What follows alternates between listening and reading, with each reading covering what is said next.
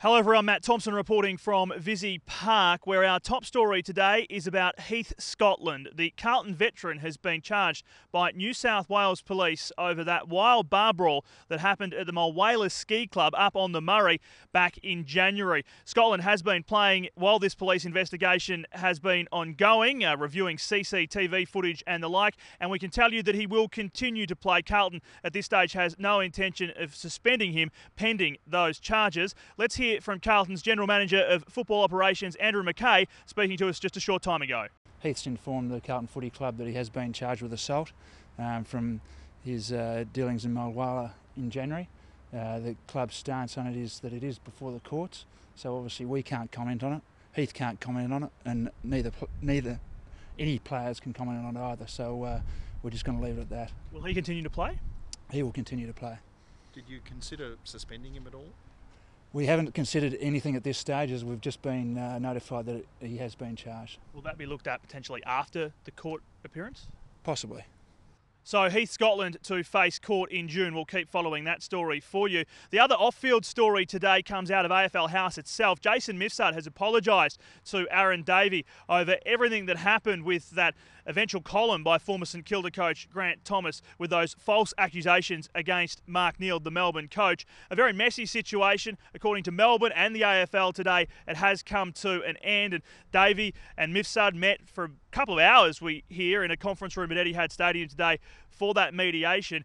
But while there's been a joint statement from both Mifsud and from Davey saying that it's all over, the question still remains how exactly Jason Mifsud came to those original conclusions that he did. For his part, Mifsud says he's now looking forward to getting on with the job.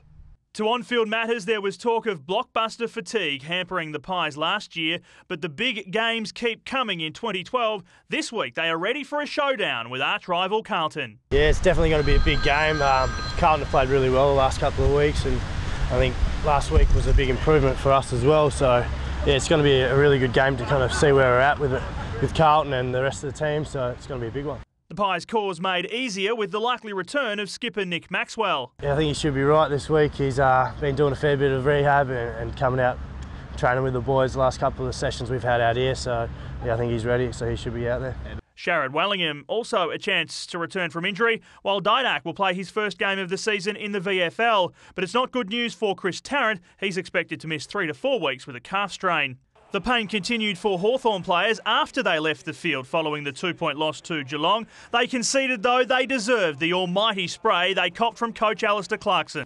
You learn from them. I think when you win, you know, you cover the cracks in your game plan and so forth. So the losses, although they do hurt, it shows you where you need to improve and where you need to fix things. And you know, against the best teams, those cracks they show. And the Bulldogs remain winless, but they believe their first points under new coach Brendan McCartney aren't far away. There's things that we'll take out, the positives, and also things that we can work on looking back at the game that we didn't do as well as we would like.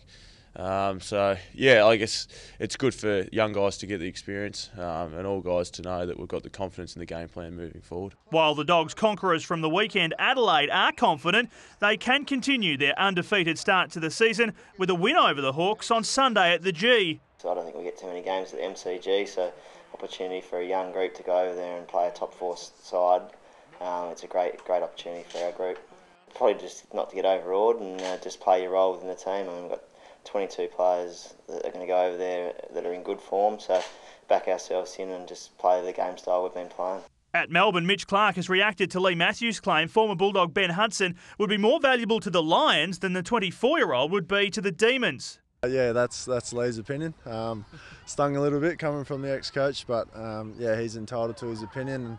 You know, Hudson's going to be a great pickup for the Lions, I'm sure, and hopefully I can be a good pickup for the Demons. So I'm not sort of going to, you know, worry about what Lee or anyone else is saying. What I care about is how my teammates and my coaches see me within the club. So if I can just play my role for the team, then I'm happy with that.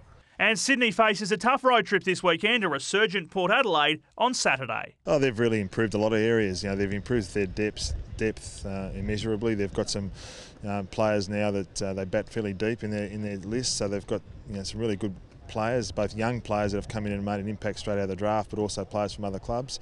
And their contested ball work has been really impressive. You know, the last time they played at Amy, they did a real number on St Kilda in the contested ball work, their clearance work. So yeah, it's something we're expecting this week on their home deck. It's good. We'll need to be our best to beat them, and that's what we're going to try and do. And finally today, Greater Western Sydney, they haven't won a game yet, don't look like winning one anytime soon, but they have their first NAB Rising Star nomination. His name is Jeremy Cameron, and he'll be chatting to afl.com.au tomorrow. That is a wrap on the day's footy news. Keep clicking back to afl.com.au, because when stories break, they break here.